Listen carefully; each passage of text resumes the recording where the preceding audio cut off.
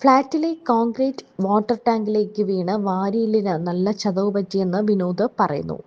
ടാങ്കിന്റെ അടപ്പ് അടച്ചിട്ടുണ്ടായിരുന്നില്ലെന്നും അതാണ് അപകടത്തിന് ഇടയാക്കിയതെന്നും വിനോദ് വ്യക്തമാക്കി.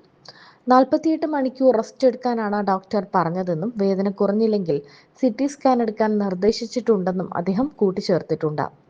വേസ്റ്റ് കളയാനായി താഴത്തെ കാർ പാർക്കിംഗ് ഏരിയയിലേക്ക് പപ്പി സിയയുമായി ഇറങ്ങിയതാ. വേസ്റ്റ് കളഞ്ഞ ബക്കറ്റ് പൈപ്പിൽ കഴുകാനായി നടന്നപ്പോഴാണ് ഒട്ടും പ്രതീക്ഷിക്കാതെ കോൺക്രീറ്റ് വാട്ടർ ടാങ്കിലേക്ക് വീഴുന്നത്. സാധാരണ ടാങ്കിന്റെ മുകളിലൂടെ നടക്കാനുള്ളതാ, പക്ഷേ കഴിഞ്ഞ ദിവസം ടാങ്കിന്റെ ഇരുമ്പിന്റെ അടപ്പ് ശരിയായി അടയ്ക്കാത്തത് കൊണ്ടാവാം മൂടി തുറന്ന് താൻ താഴോട്ട് വീണത്. വീഴ്ചയിൽ ടാങ്കിന്റെ വായുവട്ടത്തിന്റെ അരികിൽ പിടിക്കാൻ സാധിച്ചതുകൊണ്ട് താൻ ആഴമുള്ള ടാങ്കിലേക്ക് തൂങ്ങിക്കിടന്നു. വീഴ്ചയിൽ തന്റെ ശരീരം എവിടെയോ നന്നായി അടിച്ചതിന്റെ വേദന നന്നായി അനുഭവപ്പെട്ടു.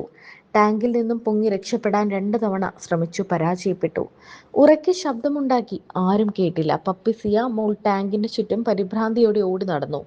പിന്നീട് നടത്തിയ ശ്രമത്തിൽ ഞാൻ പുറത്തേക്കെത്തി. എഴുന്നേറ്റ് നടക്കാൻ തുടങ്ങിയപ്പോൾ ഇടുപ്പിന് മുകളിലായി വല്ലാത്ത വേദന അനുഭവപ്പെട്ടു. ശ്വാസമെടുക്കുമ്പോൾ മാരിയുടെ ഭാഗത്ത് നല്ല വേദന തോന്നി. ഉറക്കെ ദേവുവിനെ വിളിച്ചു. അവൾ വന്നു. സെക്യൂരിറ്റി വന്ന് ഫ്ളാറ്റിലെ രാജേഷ് ഏട്ടന് വന്നു. ഉടനെ തൊട്ടടുത്തുള്ള നോർത്തിലെ സ്പെഷ്യാലിറ്റി ഹോസ്പിറ്റലിൽ എത്തിച്ചു. വേദന കൊണ്ട് എനിക്കൊന്നും പറയാൻ സാധിച്ചില്ല. ഒരു ഇഞ്ചക്ഷൻ തന്ന ശേഷം എക്സ്റേ എടുത്തു. എവിടെയും പൊട്ടലില്ല എന്ന് ഡോക്ടർ പറഞ്ഞു. അടിയേറ്റത് വാരിയെല്ലിനായിരുന്നു. വാരിയെല്ലിന് നല്ല ചതവുണ്ട്, അതുകൊണ്ടാണ് ഇത്രയും വേദനയെന്നും ഡോക്ടർ പറഞ്ഞു.